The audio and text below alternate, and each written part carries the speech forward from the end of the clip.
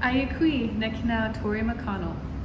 Hi, my name is Tori McConnell, and I am one of the Food Village coordinators in the Yurok Tribe Environmental Department's Food Sovereignty Program.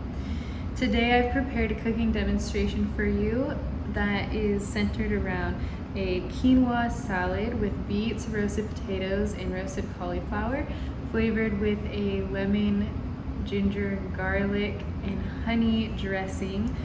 All these flavors come together beautifully just in time for Valentine's Day, hence the festive color and my outfit and my native bling here. So let's go ahead and get started.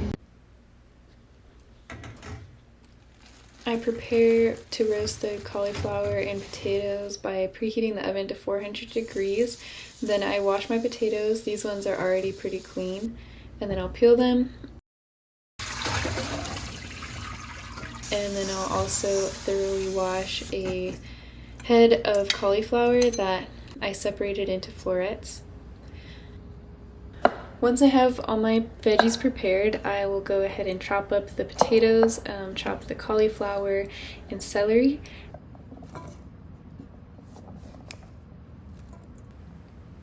When all my vegetables are chopped up to the right size that I want them to be, I'll make my seasoning by combining about 3 tablespoons of avocado oil with some pepper, about 1 teaspoon of onion powder, a teaspoon of garlic powder, a teaspoon of salt, about a half a teaspoon of smoked paprika, and my secret ingredient, about half a teaspoon of pumpkin pie spice.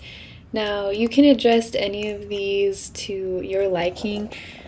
I ended up adding more spices and a little more salt towards the end. I'm trying to be really conservative with my salt because I want to be mindful of sodium intake, but you can adjust the garlic powder, onion powder, whatever you like. I did 2 batches of these vegetables because they're really a lot, but the second batch I put more seasoning on, and I liked more seasoning better, of course.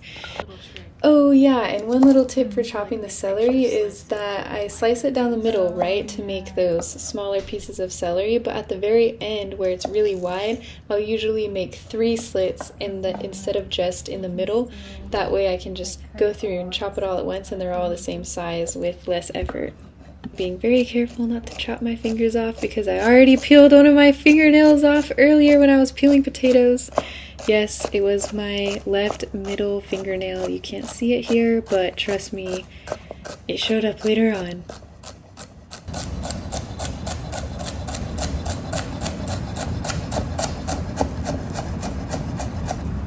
Yeah, I'd use that celery. I think most people would just like not know what to do with the fronds and just like chop them off and throw them away. Yeah, I noticed that in this batch of celery, they're kind of peppery.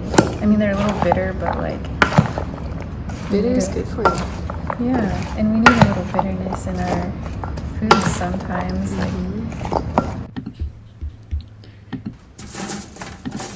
I transferred that to a baking sheet, and after I spread it out, it was kind of too much, so I took some off and split it into 2 batches. Then I stuck it in the oven. Once again, the preheated oven at 400 degrees. Set the timer for 45 minutes and let them all roast. Next, I'm going to prepare my quinoa by measuring and washing it under running water first.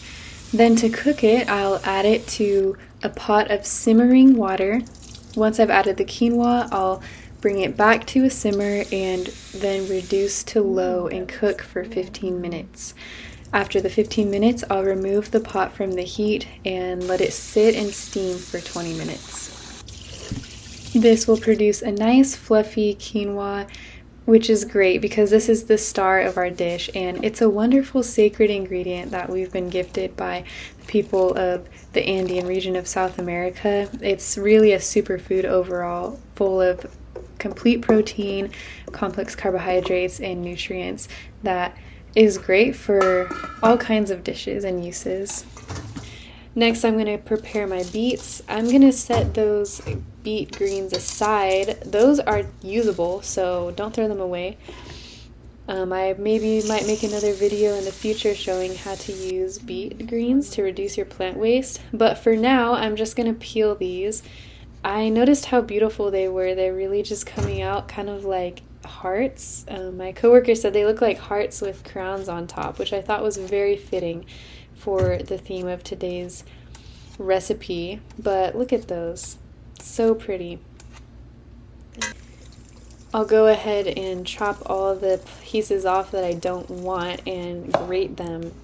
It's a labor of love with this hand grater here. I thought that it probably would have been better if I had a food processor with a grating attachment, but I didn't think of that and I left it at home, so I'm going tradish today.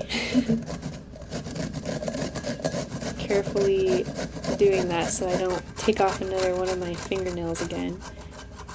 Then I'm going to prepare my onion. I have a purple onion for this recipe, and I'm going to slice it just lengthwise. I'm not going to dice or anything like that. I like those long, thin slices. I think they're pretty for this particular recipe. I only used a half of an onion, and if I were to go back, I would have put a full onion for the amount of quinoa that I had. I have a lot of quinoa that I'm cooking, so more onion would have been better. And these little pieces I'm chopping up to make into like an onion paste. I was just gonna like put some salt with that and grind it up, and I put those onto my second batch of roasted vegetables.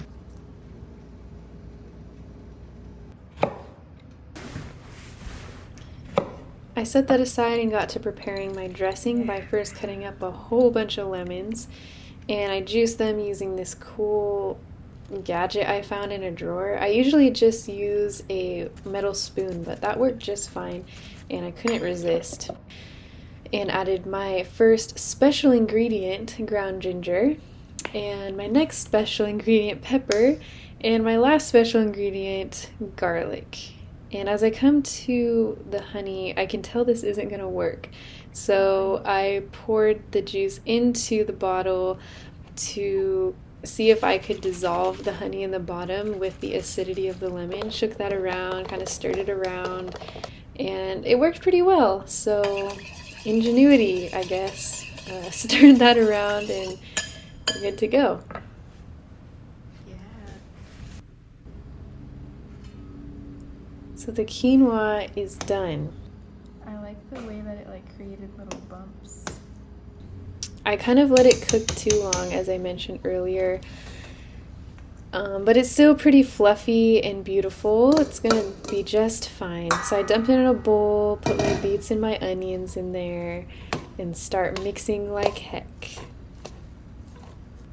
I add my dressing, and that's starting to turn the beets from that dark purple color into a sort of brighter pink color, and honestly it started turning out like looking like ground beef, which was weird, but I had to make the best of it.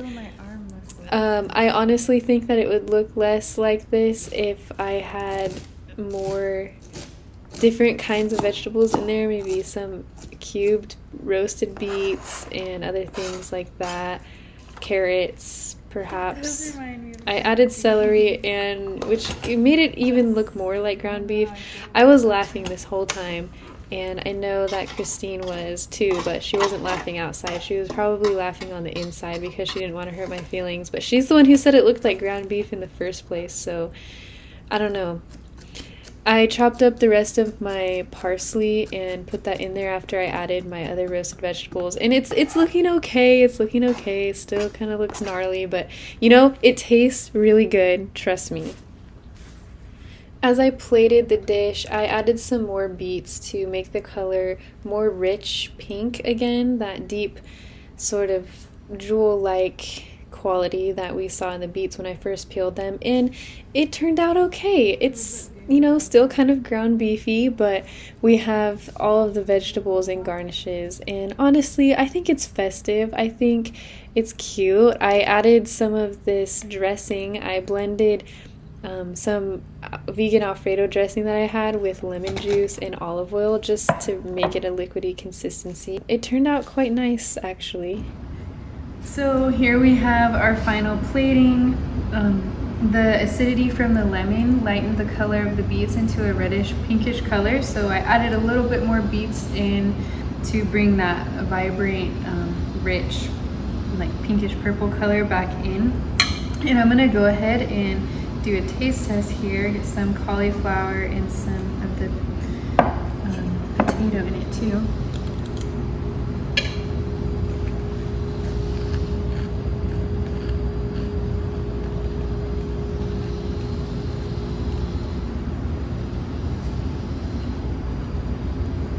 And that's really good.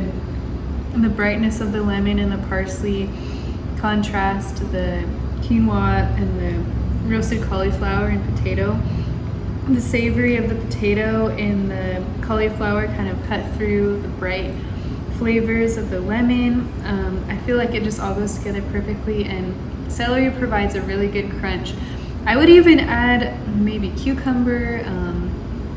I would add other kinds of vegetables. You can really put anything in this sort of thing, but this is just a nice color. It's perfect for Valentine's Day, so you can make it for your date. It's so festive and nice, but yeah, it's delicious and very nutritious. You could use it as a side dish to your favorite protein and vegetable. Roast broccoli or squash or something in the same way that we roasted our cauliflower and potatoes today. Serve it alongside that, or have it on its own, since quinoa is a complete protein. It's just a great dish altogether, so I hope that you get to try it and enjoy it. Thank you.